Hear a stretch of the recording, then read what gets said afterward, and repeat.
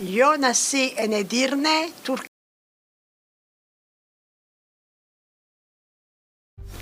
Yo nací en Edirne, Turquía. Yo nací en Cairo. En Milano. En Estambul. En Palestina. Orígens diversos però un idioma en comú, el ladino o judeo-espanyol. Formen part de les últimes generacions sefardites que encara saben aquesta llengua, ara en perill d'extinció. No hi ha xifres oficials, però s'estima que queden vius uns pocs milers de parlants. No han estat mai a Espanya, però els agrada comprovar que 500 anys després es poden entendre amb els que parlen espanyol. Es juega de una isla, vino de Argentina. Y la tuve en mi casa un mes entero.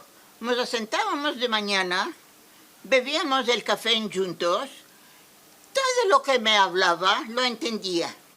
Van abandonar els països on van néixer per establir-se al nou estat d'Israel. Ara viuen en una residència de gent gran per a sefardites, on hi ha un petit museu dedicat a la història de la comunitat.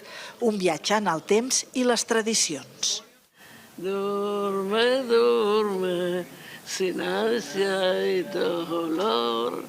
Mi mamá cantaba esto. No teníamos dush. Hacíamos 2 veces a la semana en casa con paila. Decía mi madre, se van a hacer jardines, se van a hacer con granos, si no van a estar limpios. Parlaven en judeo-castellà a casa, però no han traspassat la llengua als seus fills. Todos hablaban en latino y hablábamos latino. Y cuando me casé, la misma cosa. A ver, después el latino, vagar.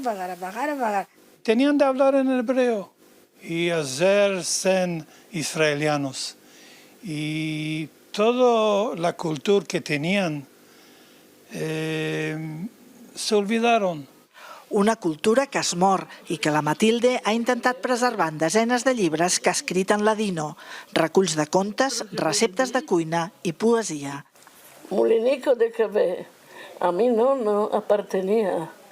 Asentaba la quiuché. Él lo usaba cada día. Roser Oliver Olivella, TV3, Petah Tikva.